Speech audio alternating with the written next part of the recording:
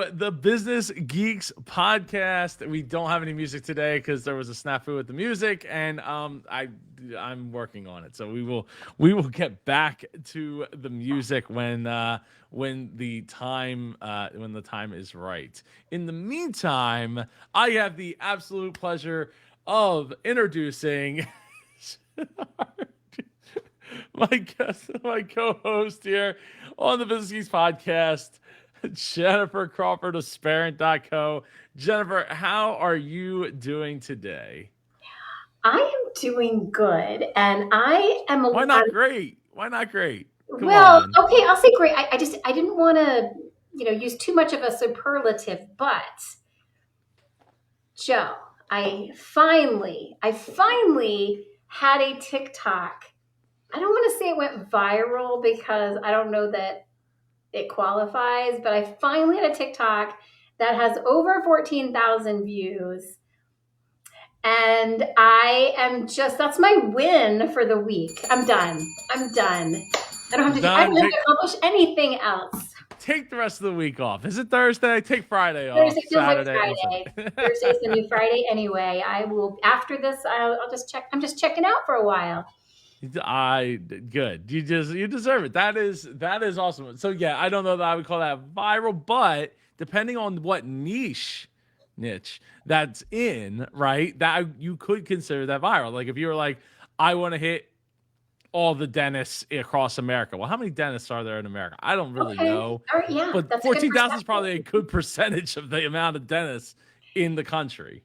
Yeah. So that was good because my business partner and I, we started our TikTok channel, I don't know, several months ago, but it hasn't really gained any traction. We're not real familiar with TikTok, and we certainly aren't being like super creative with like the trends or anything. So we were still sort of finding our way. So we kind of having the success, and Joe, I'm sure you can speak to this better than I can, but the good thing about going viral is not because it's like, oh my God, I'm going to be TikTok famous, but it told us who we should be speaking to. So we were on the right platform, but talking to the right audience. So attempting to use TikTok to speak to business owners, potential clients. And what this successful TikTok taught us is that we really should have been speaking to potential Sparent VAs, so stay-at-home moms, and that's what that TikTok was speaking to. So we sort of switched our whole strategy on that channel. And I was curious, I know we have a lot to talk about, but I was curious from your experience if you've had the same type of, on YouTube, if your audience reaction guides your content or gave you any sort of revelation on what content you should be producing.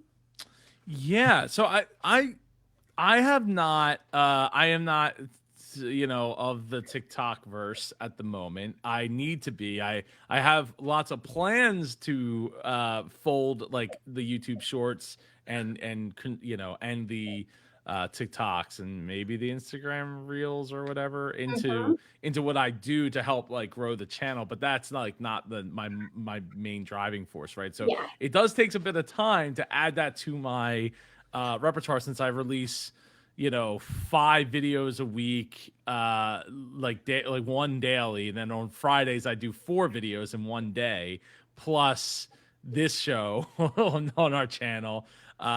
There's a lot going on. So to take the time to be able to like find the clip that makes sense to make that to be a short TikTok video. No, I totally get that. But the question was, on your YouTube channel, have you had an experience where maybe, your videos weren't performing so well, and then you produced a piece of content that did, and did that change the way you produce content or who you were talking to? I was just wondering if you had any of that same experience where you're like, oh, this is what people want. I should do more of this. Yeah, so YouTube gives you what I was getting to, Jennifer, was... I'm very impatient, Joe. I don't have time for a long drawn out answer. I know you're impatient. Get to the point. And that's what part of what I love about you. um, so YouTube, it gives you extensive analytics, and I actually just started up a YouTube mastermind this past week. Actually, today, yesterday, was the first training and mastermind class, right? And one of the things that we talk about in that training and mastermind is looking at the data, right? And it's hard when you don't have any data, right? Like you were just saying, like, well, we didn't really have a lot of traction to go on, so you're just testing and plotting and seeing what works, right? And then once you get that data, at least in YouTube world, you can start to look at, like, okay, what's the click-through rate on that, right? So in my case, like, just one example of it is my thumbnails used to have all have my face in it. So I was like, oh, that's what all the big YouTubers do, and like, it's good from a branding standpoint, and it's got me in the video and blah blah blah. But guess what? People didn't click on the video. So as much as they clicked on it once I took my face off of that thumbnail, right? So all of a sudden it's like, oh wow, like I did one test. I took my most popular video, and for like 2 hours I took my face off the thumbnail, and the jump was enormous in the click-through rate, right? And then I was like, oh well, guess what I'm gonna do? I'm going back to all 200 plus, videos, and taking my face out of the thumbnail. And I spent the time to do that, and that was a big game. That's just one game example of game-changing analysis that you get from looking at the analytics. In the case of, I don't know if TikTok what analytics it gives you, but A little. if you know that this type of content is working for you and it's reaching that audience and you're gaining followers from that, then yeah, I think that you need to look at it and say, okay, what's the follow up? What can we do to follow up with this, and see if we can get another hit on our hands, and then get another hit and another So hit much and another hit. pressure. That was the pressure, and you're right. Like, it's not like 14,000 views is not great, but that was a jump from, No, it's like, not nothing. we got like 500 or 600 views. That was a good TikTok for us. Like, that's kind of where we were, but most of our TikToks were a lot less than that. So to jump to like a 14,000 viewed TikTok, that was a big jump for us. It was like, oh, we're doing something right, finally. But now there's the pressure of, okay, so what can we do? Like, oh, like, how can we both use the momentum and the intelligence to make that keep happening? It's very stressful, Joe. I don't know how I feel about it yet. And then plus you're also, as you know, you're responding to comments and the engagement, which that just comes with the territory. And it's actually, great. I loved doing it. I had some great interactions, but time consuming too. I was like, oh, TikTok used to not take any time. Now it's like I've been, focused on it for a couple of days. So yeah. Content creation is no joke, folks. It isn't. And I mean, better than even I know, because you ran the social media rescue business where all you focused on was the comments. You didn't even create the posts for people, for businesses. So, look, I used to think, this whole, like, why do these creators on YouTube not reply to the comments? How do you not reply to the comments? But I can already see it happening now, where it becomes such a wave of comments that it's not logistically possible for me to literally be able to hit every single comment. I try my best, but it's just not feasible as one person doing it all, as the wave continues to grow and wash over you. So there's there's a lot. I mean, like, just going through the analytics. In fact, I have like 20 tabs open right now in one browser window, that of a bunch of old videos that are performing well. But I want to go back now, look at the retention graph of those, and start selectively editing them down, rather than me going and recording them, because it'll take me probably a little less time, and these videos already have traction in the algorithm, rather than me taking it down and like having a fresh video go up. So there's like little things like that, but it's like, that takes time, and that goes right back to, well, Joe, why don't you create shorts? Why don't you get on TikTok? Because it takes time to do that. Like, it's not a. I did not ask that question, by the way. I did not ask why you were not on TikTok. No, I'm sure you no. get asked a lot by I other people. do. Well, no. I do get asked that question, and like, oh, why don't you create some shorts? And I want to. It's not that my desire to do it isn't there, but the amount of time that I have available with having two kids and a wife and two businesses plus a third one on the way, not a third kid, but a third business venture on the way with other fringe things going on.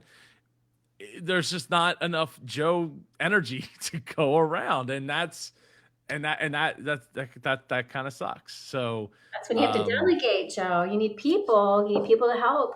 I do, I definitely will be getting there, probably in the not too distant future. But Yeah. with that said, I think that leads us into a really good. So I sent you this message that I didn't ask if I could read this on the air or not, but I'm going to do it anyway. I'm not going to use Okay. the name of the person, but the Okay. one I sent you earlier today, right?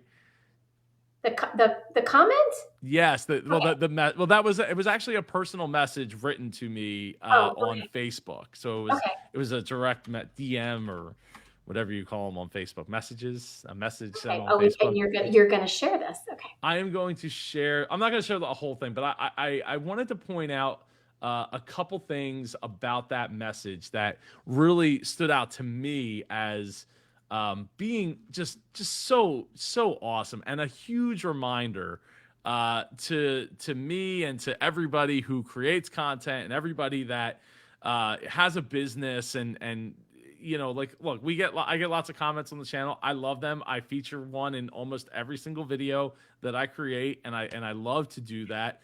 um but this person decided to reach out to me personally and say, I wanted to personally reach out to you. I'm not an entrepreneur. Well, the whole thing is, super entrepreneur, right? It's right here. It's on my hat, right? But the thing is the advice and the information that's being distributed through my channel doesn't necessarily speak to just entrepreneurs, right? So this person, I'm not an entrepreneur, just a blue collar family man working night shift at a distribution center. I do appreciate you and support your YouTube channel and appreciate how you give genuine, intelligent, and knowledgeable statements on your channel with the Shark Tank episodes. I watch one of your episodes, or one of the episodes on your channel on my lunch break every night. Aw, so sweet. Right. And I'm not going to go into everything else that's it, but that I wanted to point out is just one of the things that, like, no matter how big any of us get, right? No matter how many tens of thousands, millions of views that we get on TikTok, plays on TikTok or anywhere, that we never forget that it's really about one person, right? It's about the person that we're speaking to, and it's about us doing the best that we can to provide as much as we possibly can for those people. And because they are real people, just like we're real people. And when I receive those really negative, nasty comments in some cases, a lot of times it seems like people are like taken back that I even read that, and I take a thoughtful approach to respond to that, because I'm a real person too. I'm not playing a character. This is real life, yo. Like, this is how it is.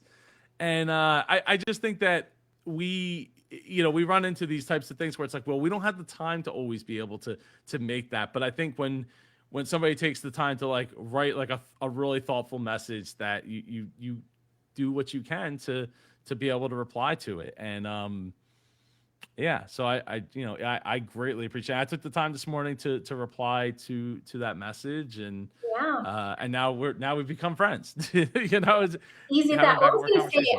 I could tell from that message and the fact that he delivered it privately, like he took the time to do that. This is a person with great character. Great character. I would want to be their friend too. Yeah, and it was really easy a decision when I looked at their Facebook wall, and I saw lots of positive messages, lots of supportive messages, and things of that nature. So that's what being super is all about, right? Bringing the best out of yourself and the people around you. Yeah.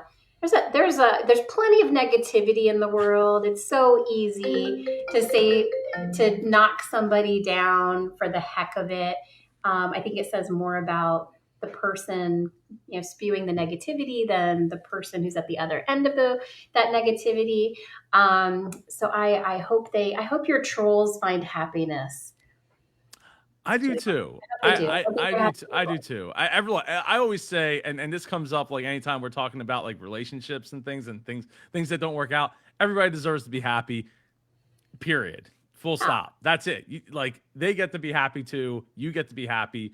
Maybe you weren't happy together. Maybe you're not something's not going right.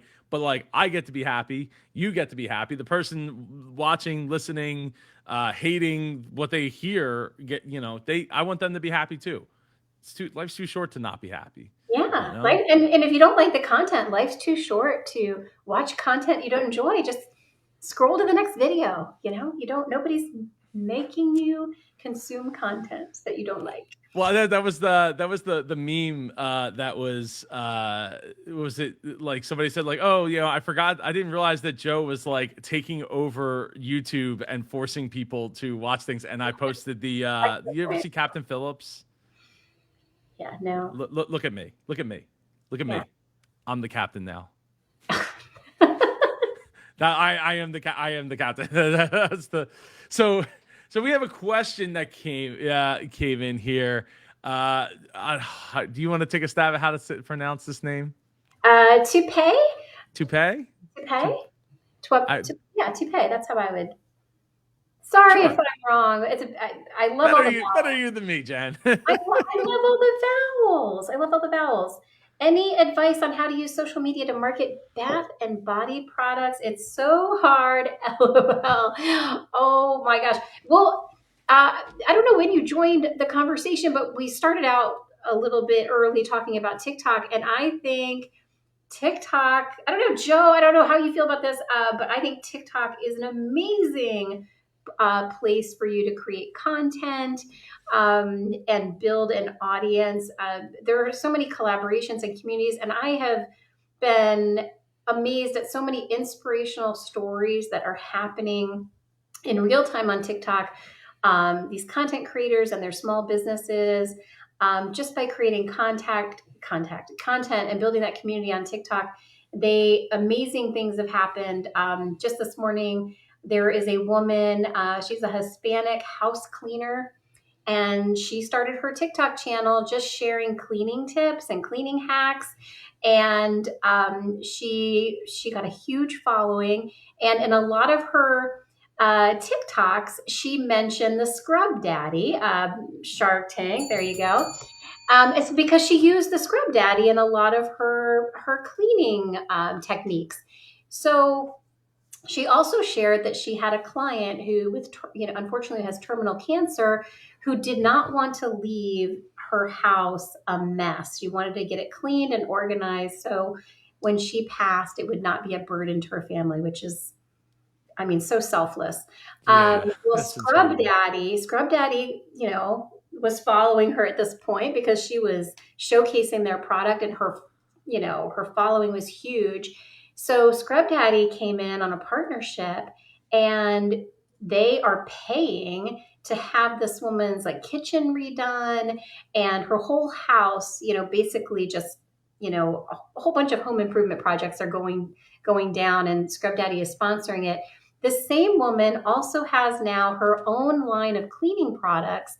And I've come across multiple TikTokers with huge followings who follow her, who are supporting her by sharing her cleaning products, talking about how they're purchasing them. So she is doing so great, but it's the power of the platform. It is such a great space to share things, particularly things that you are creating by hand, like these bath and body products. I would love to see you on TikTok if you're not already. That's the only advice I'm going to give you, because I think it's all you need. No, I don't disagree. I mean, TikTok is a great place for that. Instagram is a great place for that. Depending on who the target market is for the specific bath and body products, Facebook can be that place if it's an older demographic that Boring. you're going after. Boring. Facebook is Boring. yeah, but that's where the older generation is. You're not on Facebook if you're not over 40, right? TikTok surpassed Google in the number of searches, Joe. Do I need to remind you the power of TikTok? Get on the TikTok train.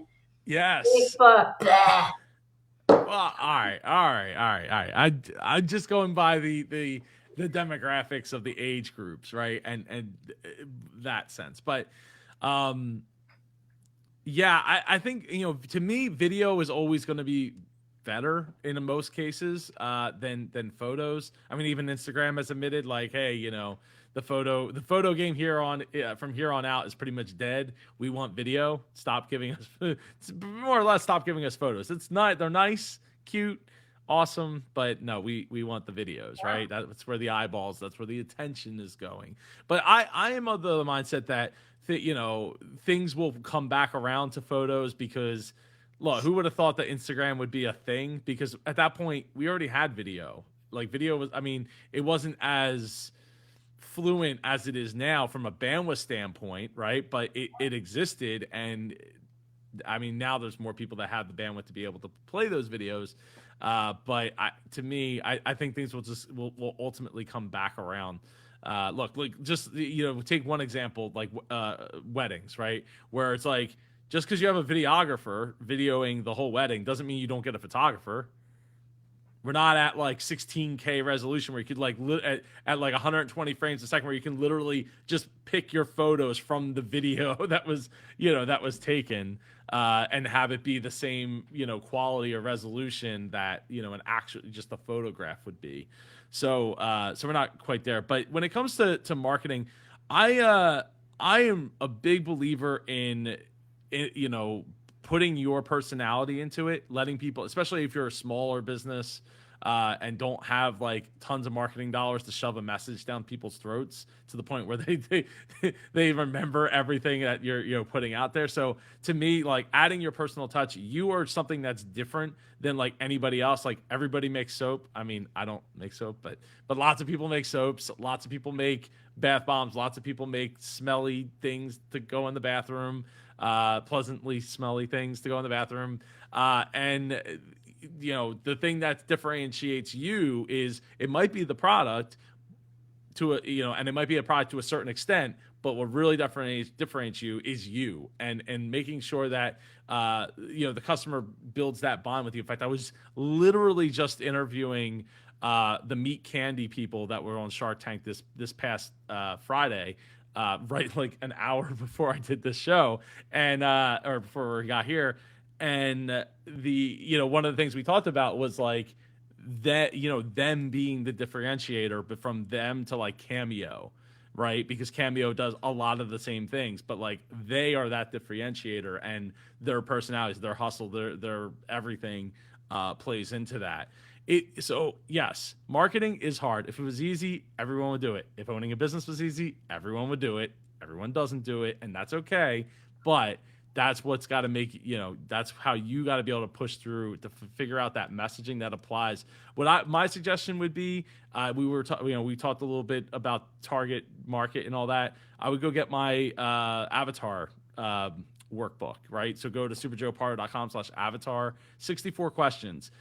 And in those 64 questions, it'll help you figure out, like, not just if they're an iPhone person or an Android person, which Android phone and why are they that, and what part of that marketing is working towards that person, so that you can quickly I can identify that and take pieces and basically steal it to put it into your marketing. Hey, if you have a link to your Bath and Body products, ding ding. Drop it in the chat. Take advantage of these opportunities, people. You could be marketing right now. Yes, I have no problem with that. Please, I'm feel sorry. free to Was I supposed to ask permission? I'm curious. You are terrible at asking permission, Jen. I might ask for forgiveness, but I probably won't even ask for that. No, I wouldn't expect you to. The Droider asks, is it that beneficial to move out of California to Texas or Florida for the lower taxes?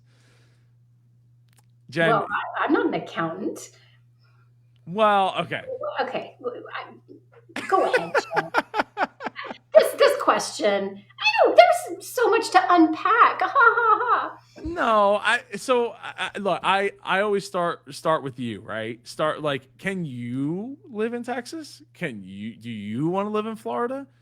There's benefits to it other than taxes, and there's also drawbacks to it other than tax. Then well, taxes is actually a benefit because there's no income taxes in those states.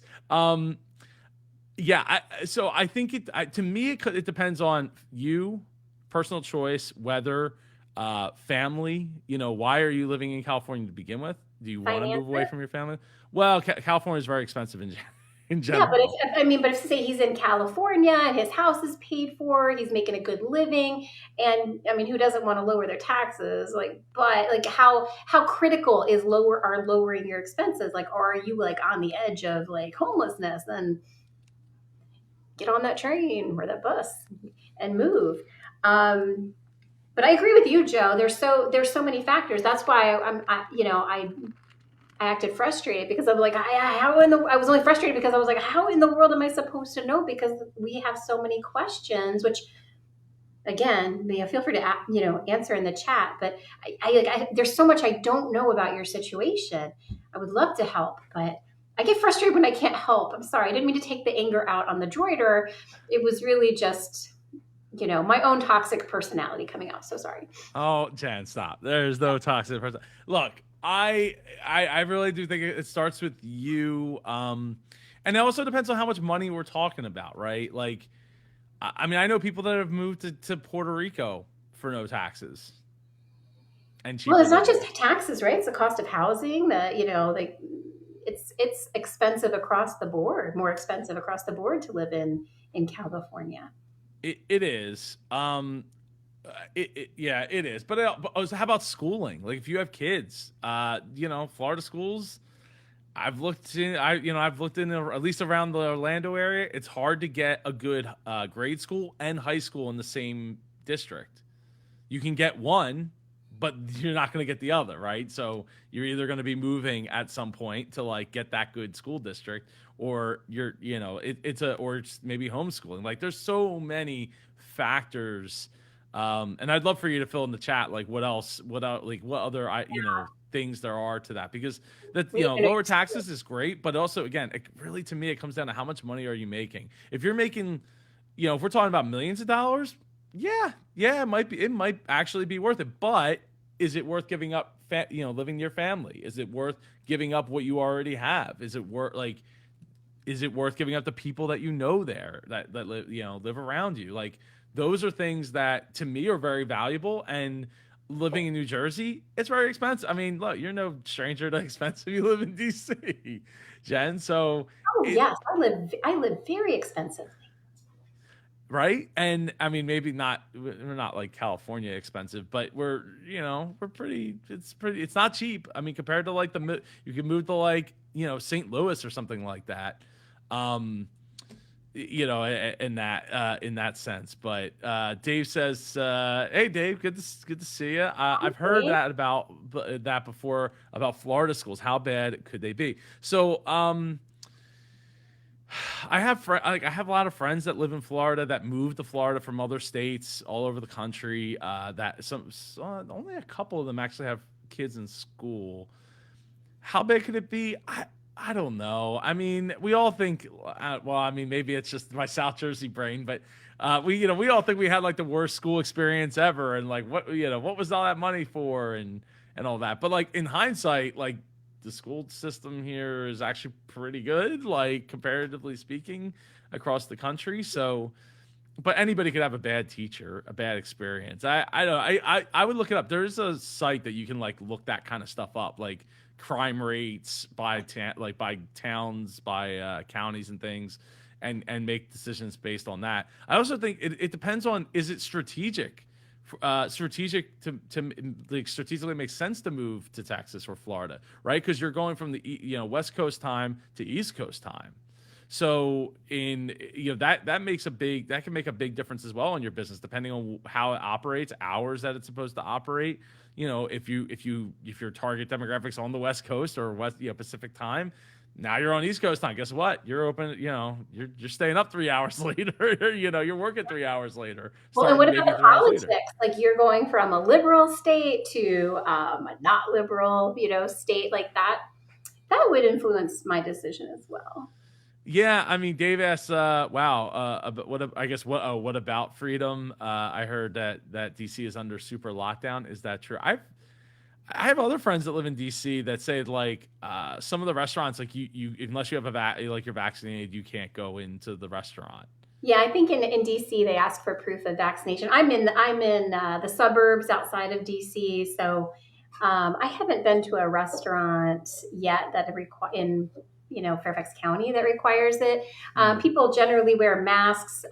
Most businesses don't require them, but suggest that you wear them and ask that you wear them if you're not vaccinated. Um, yeah, I went to a play where in DC and proof of vaccine. No, it wasn't even in DC. It was outside of DC also. And proof of vaccination was required when you came in. I was totally cool with that. So yeah, it's not so bad. I mean, I can leave my house and everything. It's okay. I'm okay. I'm okay. I'm okay. Thanks, Dave. I Thanks. mean, look, it's definitely a different situation than being in Florida or in Texas Yeah, when it comes to that kind of stuff. And obviously, this is not a political show, so like and honestly, I don't think any of this should be politicized in general, absolutely not. personally. But that's the way that the narrative has gone, unfortunately. And to me, I think that if that's your reason, then taxes probably isn't on your mind. But again, I think it comes down to like how much money are you spending in taxes, and does it outweigh the benefits of where you live? Like I'll give you an example. Graham Stephan on YouTube, he's been doing videos for a long time, personal finance and business. And if you haven't, mostly personal finance, stocks, investments, real estate, and that kind of stuff. And I would go check him out. He recently, like in the last year, bought a plot of land in Las Vegas and moved from his house in LA. He's lived in LA all of his life. He was on the show Selling Sunset or whatever that was on Bravo or something. And so he finally, after like all these years of living there, for like 28 years of his life, he packed up and moved to Las Vegas. And because because mostly because of the taxes, and because he's still only like 4 or 5 hours away from his friends and family. He can take the long drive with his Tesla that drives itself all the way to LA, and make it work. So I think that that's just something that you have to think about as as Dave points out here, like if I wasn't married, I'd live everywhere and nowhere. There's no rule about living in one state, one city, or country. No, No. absolutely, right. And if I wasn't married and had family and kids, because like we talked about the idea of like, well, if my business is doing well enough, why don't we just go and like live the Airbnb life, Yeah. sell the We've house or talked rent about our making a house. huge move. We've talked about making a huge move, selling our house in the suburbs and getting a small farm. So yeah, we're looking at that. Just quality of life, It's there's so many things to think about, like when you're talking about up and moving, Mhm. and unless you're like Elon Musk, where you'd be like, I'll just hop on a plane and go see my friends and family when I want to, Yeah. because I could be there in 4 hours, or an hour and a half on a plane ride from Texas. Like I mean, we don't all get to live that life, right? Dave says he would RV it. Yeah, Oh, no, I mean, look, I wouldn't mind that either, right? And maybe someday when my kids are grown up, I can make that decision. But right now, that's not in the cards for me personally. yeah, So, yeah. how do you say it? Is it Yves? Eves, maybe Eves? Eves. Eves? Uh, I have she'll have to tell us who got it right. yes, I would say Eves, Eves. Okay, but I don't so know. Cone says, and I might be saying that wrong. I don't know. I'm really bad with names, and I apologize. Okay. Says, hello, thank you for what you are doing. You are a great inspiration. Well, I thank you. I appreciate that so much. like I was talking about earlier with getting a personal message from somebody who isn't not an entrepreneur. It literally means the world to me. It validates everything that I do. And the lady got it right. So Eves, woo, go Jen. So it literally validates everything that I do, and it means more to me than the money. It means more to me than almost like literally anything. Appreciation is almost everything to me, right? And that so I'm so glad to hear that this is an inspiration. The channel is an inspiration to you and helping you, and that's like literally what we're here to do. Shark Tank is just the vehicle, right? Like that's the vehicle to get where I want to go, which is helping more entrepreneurs become super entrepreneurs, helping more people become super people, and just going where they want to go. If you're not an entrepreneur, climb that corporate ladder, right? Take this advice, implement it into the business the structure that you're already in. Look smarter doing it. Take the credit. I don't really care. It's not that big of a deal to me. Go and do it, right? That's what I'm doing it for. That means everything. So after sucking up, Eve says, I have a decision concerning building a prototype. One builder in China, one builder. Oh, thanks, Siri. You're the second time you've interrupted me today in an interview or on a call. I have a decision concerning building a prototype. One builder in China asked for $1,100. I assume that's $1,100, and the other in Mexico asked for $500. I don't know who to choose. Can you help me with that? Wow. Okay. So there's a lot to unpack there. I would start with like the references. What examples do they have of what they've been able to turn out? Can you get samples of those things? Like they probably have samples like literally hanging around like the shelves of there, right? Of things that they've made. So I want to see the quality of those. Like maybe if you could send me the finished product and send me what your prototype of that looked like, then I could, maybe at least make a decision based on a more educated decision on like what am I actually getting, going to get here, what the final, product that they ended up shipping with, assuming that they went with them. I'm sure somebody had to have gone with them, but it also comes down to how much money you need or have at the moment, right? $500, but there's a pretty big difference there if you don't have that much money to spend. But cheap is not always better, right, Jen? Cheap is not always better. I'd be curious about turnaround time as well, because time to me is money. It actually, it's worth more than money. So I would, and maybe you've already asked these questions. Obviously, we don't have all the information here, but turnaround time would be really important. Having a solid reputation, no issues with supply chains, all of that. So, oh, you're welcome, Eves. Yes, you are so welcome. Let's see how can I get in contact telephonic with you? So if you go to superjoepardo.com, click on the contact button. Just send me an email and we'll be in contact and we'll get something scheduled up to do like a video chat or voice chat through that, through one of the services. So I'm happy to chat, happy to see what I can do, what I can bring to the table, and go from there. So I'm interested to hear what the prototype is, and the business that you're building is. That it's always exciting when there's something new on the horizon, right? Because you get like that rush of dopamine because you're like building up to something that's coming out, whether it's apparel, books, whatever, courses, products, whatever you got coming up, an event. The dopamine rush is always awesome to have. Let's see. Mikey says, I choose not to take the jet, man. Well, I would that or the helicopter. Did you hear? We had a helicopter fall out of the sky here. Oh The no! other day. Yeah, well, I don't know if everybody survived completely just yet, but everybody made it out alive. Just some sustained serious injuries, and it literally landed next to a church. like at the like literally on the steps of the church. Oh wow. Yeah, crazy, crazy, crazy. So yeah, Yeah. I helicopters. I've never actually been in. Have you been in a helicopter, Jen? No, I am not a risk taker. Not that kind of risk taker. All my risk is with business, but with my precious life, no.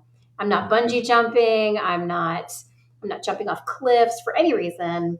No helicopters for me. Yeah, I don't know if I would do it. I would be nervous the whole time. I'd I be think, yeah. doing the tying of the two female and like from Jurassic Park, like because Dr. Grant can't get the seatbelt on. Dave says small farm, come to upstate New York, beautiful here. I have family in upstate New York. I grew up spending summers in upstate New York.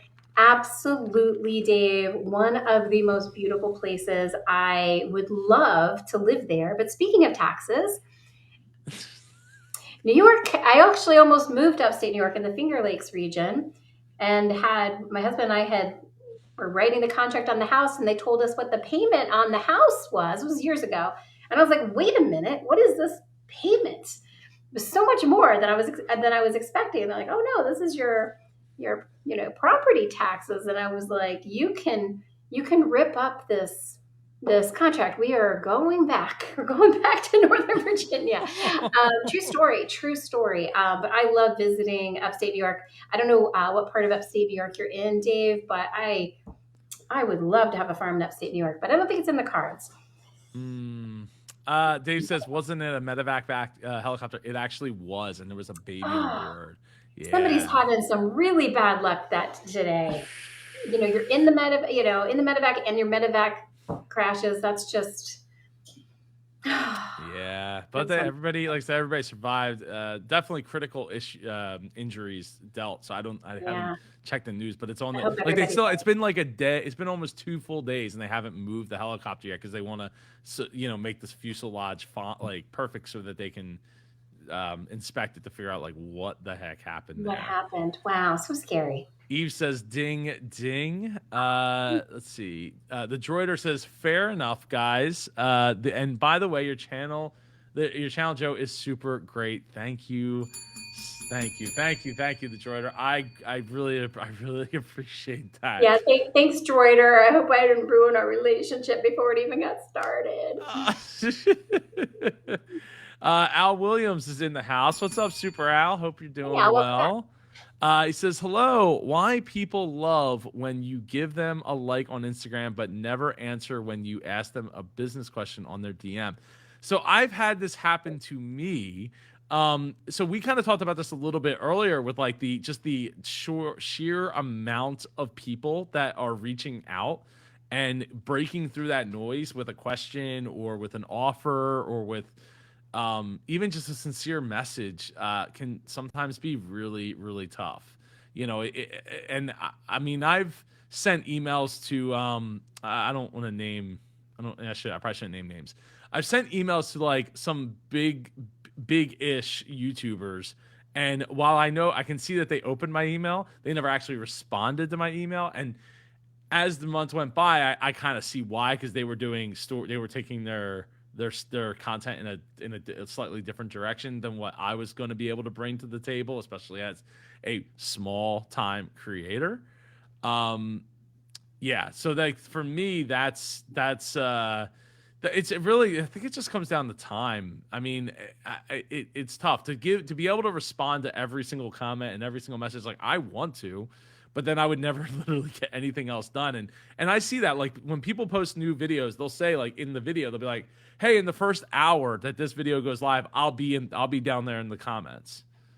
And then like that's it. So like if you commented there, maybe you get seen. Now those people have literally thousands of emails or comments coming in the first hour to 2 hours, 3 hours. It's just insane. Yeah. Like I so here's an inside thing, right? I was going, and I still might. I put it out there that I was going to do a Discord server. You're from? I mentioned to you what Discord is, right? It's kind of like You Slack. have. I've never explored it, so my knowledge is minimal. So it's like Slack, right? But I was like, oh well, maybe if somebody buys a book, like a digital book, they'll get access to this Discord server, and then I can be a part of that and go into it. But then I started thinking about the moderation of that, because it's literally chat rooms, and you can, like, yeah, I don't. I'm like, ah, God, I don't know if I want to do all that. Like, maybe I'd rather have a message board, because message boards are a little easier for me to read, because you're not like, I was asleep all night and I had my all of my audience from India, heart you India, but like, if you all showed up at once and started chatting and I'm like sleeping in the middle of the night, then I'd have to like, I'd feel obligated to like catch up through the chat, and I'm a very slow reader. So Yeah. for me, it would actually turn into more of a nightmare unless I had somebody like that literally all they did was moderate it, and I can like just come in and answer a couple of things here and there and interact and that kind of stuff. But Yeah. it's just so, yeah, like, to me, it like gave me anxiety just thinking about It's very anxious, and as business owners, anybody really, there are more communication channels than ever that we need to monitor. So I was asking, well, why do you love, a like, and you can't, but not replying to my question in DM? Well, I like your like because I don't have to do, I don't have to do anything after you like. It's like there's nothing required of me.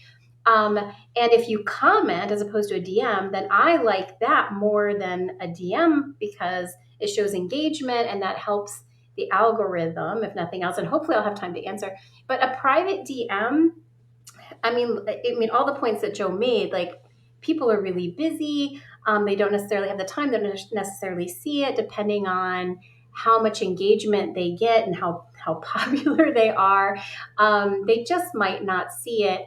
And I think everybody has to keep in mind that, you know, nobody owes you a response, right? Like, they're not required to respond. And I know that sounds really harsh, but I'm only saying that in the sense that, we kind of have to realize that there is so much being thrown at everybody, not just business owners, but everybody. And our first response probably shouldn't be to be impatient or angry or upset about it. Heck, one of my neighbors just got responded to one of my emails from 9 months ago. I just assumed they didn't like me. It turned out they just got lost in their inbox. So yeah, I'm just keeping it real. I'm just keeping it real. That's what No, I'm. that is a perfect, that see right there. That is a perfect example. We were talking about this in Sam's mastermind about like inbox, emails and things like that. And I was like, look, the reason, the reason that your marketing email doesn't necessarily get through is because people don't respect their inbox. People Mhm. have like 20,000 emails, 40,000, 100,000 emails in their inbox. They don't respect their inbox. So, for you to break through, like, it could be really hard, because not everyone's an inbox zero like me, which I'll tell you, like, right now, I'll give you a full disclosure. Right now I have 12 emails in my inbox. The oldest email goes back to November 22nd, which I still need to get something done with. But it gives me anxiety, so much so that I'm clicking on the two that aren't important, and I just deleted them. So now I have 10, and that still gives me anxiety. So it's really tough on people like me that want to respond to everything, and are completionists at heart, and all of that, Yeah. um Dave asks, Joe, I got here late. Can you reintroduce your guest? Well, she's not my guest. She is my co-host. No, and you missed it, Dave. I'm sorry. We have to move on. We can't. I'm just kidding. Get here on time next time. Okay, Dave. I'm just kidding. I'm just kidding. Sarcasm's my middle name. Yeah. Go Okay. ahead. Introduce yourself. Oh, well, Dave, nice to meet you. I'm Jennifer Crawford. Joe and I met ages ago and have been business friends ever since. But I have a company called Sparent. It's a made up word, but we are a virtual assistant agency that is powered entirely by a talent pool of stay at home moms. And that's my current business. And I have been a business owner, entrepreneur since I was 19. So happy to be here. Oh, I love yes. dogs and the mountains and hiking. And long walks Long in the walks on park. the beach aren't my thing because I am very sensitive to the sun. Oh. Love reading. All right, I think that's enough. You And you you get the essence. and you know what, like, and she is part of, so we did this, Dave, if if you're anybody watching this, especially that's coming from my channel, the business geeks have been around. We started right before the pandemic in like January 2020, and which is then just a couple of weeks of doing the show, the pandemic, I'm sorry, the illness hit. Please don't demonetize this video. And and we were run through the ringer trying to get this off the ground and all of these things. So we took a break at the end of 2020 because I think we were all very much exhausted. And at the end of 2021, it came up like, hey, like, when are you guys doing that show again and getting back together? And so I stream it to my channel. Sam streams it to her channels. Jen doesn't stream it to any channels. I'm horrible. Yeah, it's okay, Jen. It's all right. But between the three of us, I mean, we have like a century of business experience, and right? Isn't that that's? Yeah, I'm gonna ding for that. I think Um, that's true. and yeah, so it's really to me it's incredible to be able to bring two amazing other business owners, one from DC, one from Sydney, Australia, and me, outside of New Jersey, and put us all together to be able to deliver these answers. And we all have different expertise, right? Like, Yeah. Jen, your first business was when you were 17, 19. 19. Okay. 19. Oh, okay. A couple of you want to know the name of my business. It's Sparent. So it's parent with an S on the front. Sparent.co is the website. So check us out. Yes. Say that name again. I had a VA in the Philippines and she was great. I recommend VAs big Nice. time. Awesome.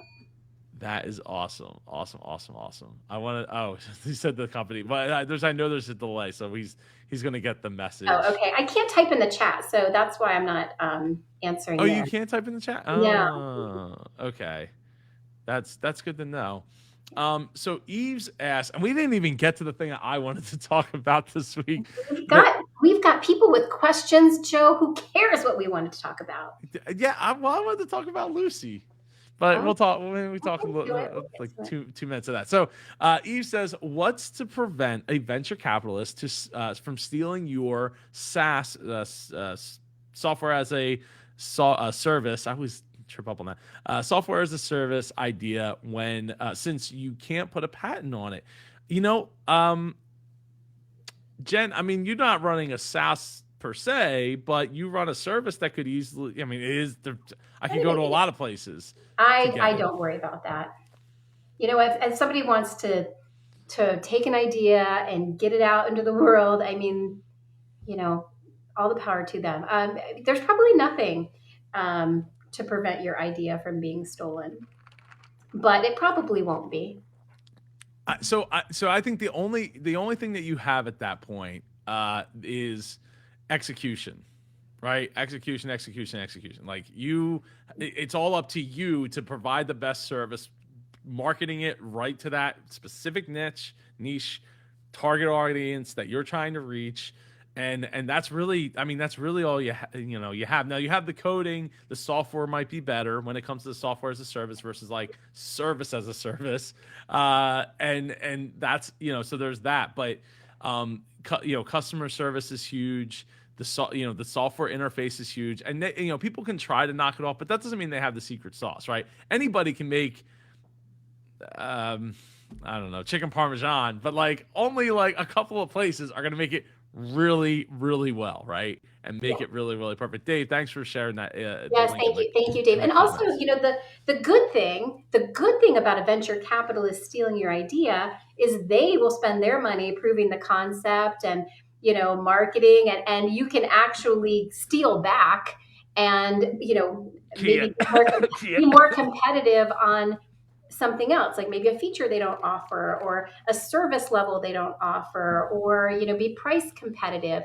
I mean, let them spend their money getting it out there and making it something that people want, and then you come on and compete. Like you need competition to prove a product and prove that product in the marketplace. So um, if I were you, if it's like a unique thing that you don't see out there, I would want it to be stolen.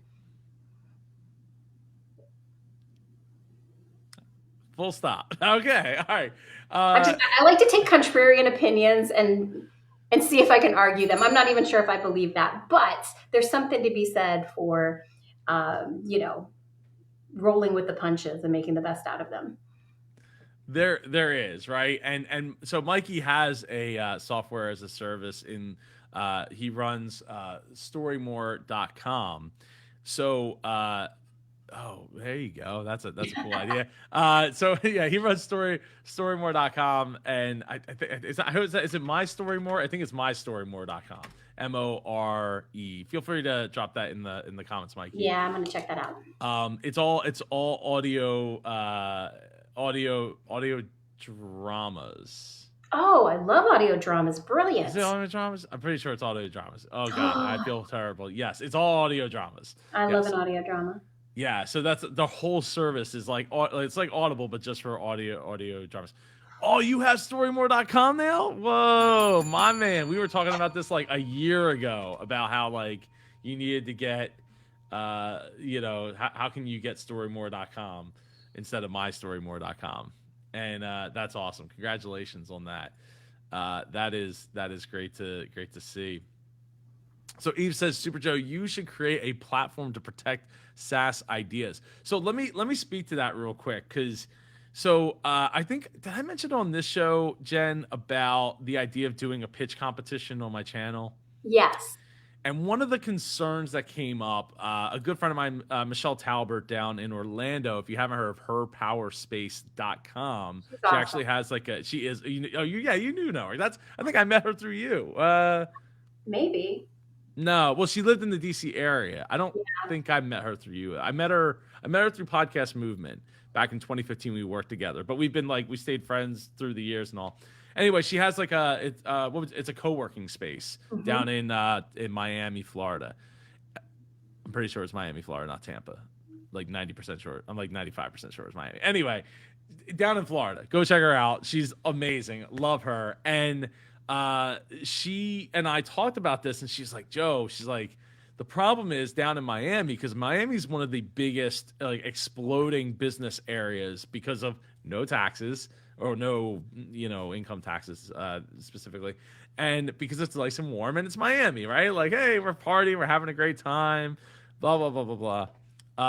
But one of the problems there is that when these pitch competition happens, people are going and they're like literally stealing the ideas from out from under these people who don't have the money to fund the idea. Mm. So she's like, Joe, how are you going to protect? What can you do to protect that? And I'm like, wow, okay, that gave me some things to think about, right? So to me, like I originally was like, oh, well, we're gonna do it live. We'll do it live, right? Like, we're gonna do it live. But that very quickly became, I don't know if that's the best way to do it because I don't want people stealing these people's ideas like that. Especially if they have to go into detail of like how this works, not being a Theranos. So they're like, oh yeah, we're gonna do like Star Trek blood samples and get every answer. We'll wave a wand over your face and we'll have every answer we need, and we'll be able to predict when you die too. It's one of those things where it's like, okay, well maybe what we need to do is like do it, but we do it privately and then edit the videos out as a series so we can protect the most important vital information from being leaked out. I don't know. I don't know if they're No, because I wouldn't think that in a pitch you're not going to be sharing your secret recipe or your like detailed details of your software code or anything like that. I mean, if it's just a general idea, then I mean, I would think that the people that are going to be in the pitch competition can self-select whether or not they want to take that risk. Because some of these people, if they don't take that risk and get some funding, they may never make anything happen. So maybe let them take that step, and particularly if this is going to like degrade the exposure that they that you and they might get from it. Because they also, somebody could steal their idea, but also an investor could come in and fund the idea too. So If I you're the don't right think we can person be for it, that yeah. worried about people stealing ideas. There are so many freaking ideas. Ideas are so cheap. It's the execution that is hard. I definitely do agree there that the execution is the hard part, and that's why you have to be the right person for that. I always say the universe speaks, right, and you have to be Yeah. like listening for it and all that. And I see I subscribe to the idea, and this is like I don't know. I know Sam would probably agree with me here. That like when the theory that when somebody has an idea, it literally goes into the global consciousness, and other people have the same idea. That's how we ended up with like pyramids all across the world, all roughly around the same time when people never met each other, physically could have never physically met each other. Wild. It is wild. I mean, I don't know. I mean, aliens, right? But no, We're all seriously. working from one brain in some way. Well, I forget what I talked about this, but there is the Global Consciousness Project that you can go and check out. It's like it's a coin flipping it's a coin flipping thing. So when global events happen, like 9/11 happened, all of the coins kept flipping for like that hour that the towers had been hit in the at the same time at the same like in the same way, and then afterwards they went back to being random 50-50 50-50 shot. So yeah, so there's things like that and other major events that have happened since then that they're not trying to necessarily prove anything, but it's like, hey, this is a weird phenomenon that like happens, and we're studying it for the next forever. Anyway, Yeah. so protecting ideas, I think is a great idea. Like it came up before. What was it? Event help. Somebody asked last week, I think, about event help and whether or not they're like to be trusted or something like that. I would like to do, maybe a deep dive video on my channel about event help, and maybe interviewing, if you know anybody that has used event help, I'd love to get their feedback on it and whether it was good or bad, or they stole your idea and ran with it, kind of thing. Would be, I mean, they've been around for a while, so I kind of tend to trust them, like just through like, if they were that bad, how could they continue to operate? But that's not always the the benchmark of amazingness. Yeah. Well, it's a great idea, Joe. I support Yeah, you with that. it is. Oh, okay. Well, awesome. Well, we will get around to the pitch competition thing. It might take a little longer than I had initially planned, just because I have so many things and irons in the fire at the moment. But we will definitely be circling back around on that. One thing I don't know. Are you pressed for time, Jen? No, I can keep going a little longer.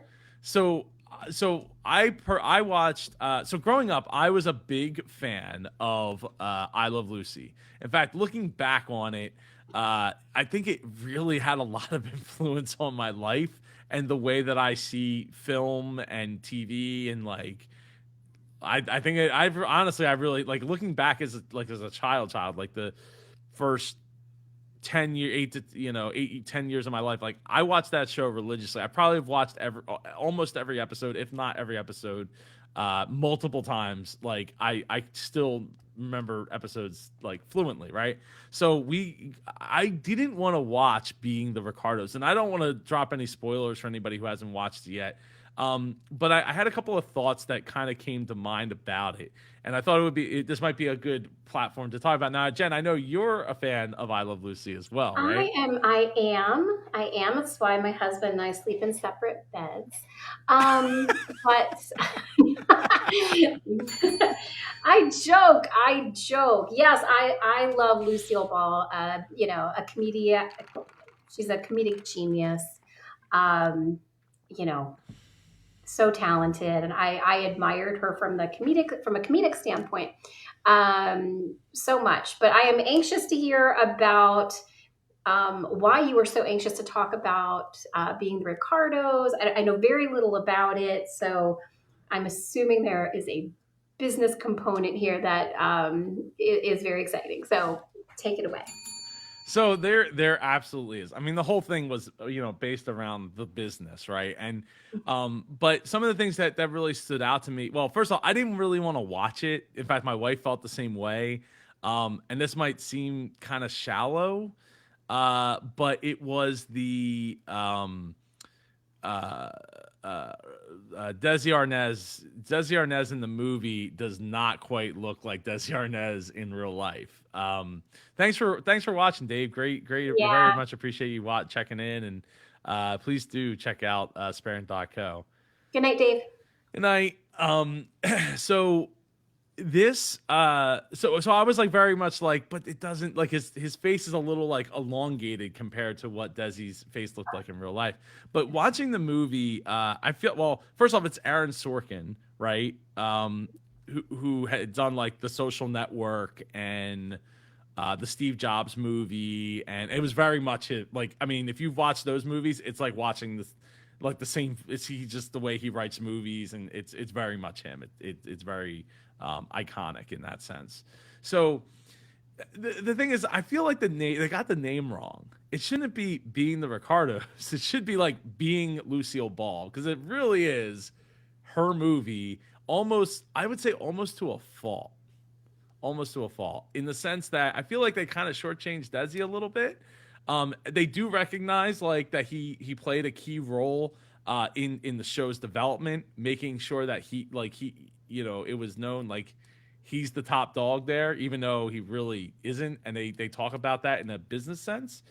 Um, going back and forth with sponsors and what CBS would allow on TV and wouldn't allow on TV. It takes place during the time, like, so if you watch the show, she gets pregnant, right? But CBS didn't want that. CBS was like, so we'll just have her holding a basket of clothes or something, and hiding around behind chairs and things for a couple of months, and it'll all be good, right? And they push for that, but to not be the case. And if you've seen the show, we all know how it ended up being, which was like the most watched episodes, like that little chunk of episodes in the most watched TV show at the time, which was pulling in like 60 million viewers. 60 million. I mean, we're like, Shark Tank right now is like one of the most watched TV shows on television. It gets like four. It's like, it's insane how that number has like Well, a lot less shrunk. competition of things to watch than to. That's true. That is true. But You've got a divided audience now. right. But I'll say this, like, they didn't take that for granted. Lucy did not, Lucille Ball didn't, and Desi did not take that for granted. But I loved seeing the business end of it, and they had interviews like mixed in with people that were there at the time, which was really cool to see. And I actually recognized some of those names because they've done other works after that. But I just wonder, like, I think back, like, if I didn't grow up watching that, right, that iconic of a show, and not just iconic because it was early on in television history, but iconic in the sense that 50 years after the show had aired, I'm watching it as a 6, 7, 8, 9-year old, 10-year-old, 11-year-old, 12-year-old boy, and resonating with it, and learning from it without even realizing it, and then adapting those mechanics and those thought processes that they developed for the TV show into how I create content even today, and for myself. And I mean, obviously they've transformed TV in a lot of different ways, and we're actually lucky to even have the recordings. I don't know if you know, do you know that? Like, it was Desi that pushed for that. That wasn't a thing at the time, because that was a very expensive thing to have done, and Desi pushed for it, and made it so. So it's just so cool to see, like, all of these like little things that happened that like affect my childhood, which affect where I am today. And to Yeah. watch the movie and allow it to come to life, was incredible. I mean, it was really incredible. And like I said, I had to suspend my own disbelief, because Desi didn't really look like that. He looked like Desi in some scenes, but in other scenes, I'm like, that definitely is not him. While when Nicole Kidman looked great the whole time, like she looked like Lucille Ball, like through and through. Oh, well, you've made me want to check it out, Joe. Thanks for sharing. You absolutely should. The business end of it is it's very cool. It's very very cool to see like the how it went, and it takes place like during 1 week of season 2 of the show. Oh, Like interesting. it was apparently the like one of the most bombastic weeks of, and I'm again without revealing anything, it was one of the most bombastic weeks that stuck out in the history of the show. That's where Aaron Sorkin decided to write his story and craft everything that fits into that 1 week. And yeah, phenomenal movie. Laughed, cried. It's awesome. Oh, wow. Yeah, yeah. Showing So endorsement. All right. yes, Well, you got definitely. to talk about it, Joe. You got Thank to you. talk about it. Oh, thank you. Appreciate it. I appreciate it. But I didn't want to give up too much either. So go see it. It's available on Amazon, I think, for Amazon Prime Video. So you don't even have to like pay for it if you already have Amazon Prime. Even better. Anyway, I know we're over time. Sam, Sam and Leon, we missed you, Sam. Glad that you're Definitely missed getting you, the Sam. time off. Yeah. And Leon, I want to thank Leon for sponsoring this episode with yourpodcastconcierge.com. Hope I said it right, right? Your podcast, yeah. If you have a podcast that you want to have edited for you, soup to nuts, we have that done here for us. Go over to yourpodcastconcierge.com. See Leon, he is awesome. He really is. I've gotten to meet him, spend time with him over several different times. They both live in Sydney. They're both Australian, from Australia, in Australia. I've gotten to hang out with them and know them a lot over the years. Know Leon a lot over the years. Phenomenal, and they do phenomenal work. So go check them out if you don't want the nightmare of editing your podcast. Nobody wants that nightmare, and nobody wants to trust their content in the hands of just anybody. But we're telling you, you can put your content in Leon's hands and know that he's going to take excellent care of it. 100%. So thank you everybody for watching. We don't have the music this week, but hopefully next week we'll have some music. Come check us out next week at 4 p.m. Eastern Standard Time here in the States on Thursday. Friday, 8 a.m. Australian Eastern Time is the time that we are live in Australia's future time. Anyway, I hope you all have an amazing week. Me, Sam, and Jen will all be back here then. Take care, everybody.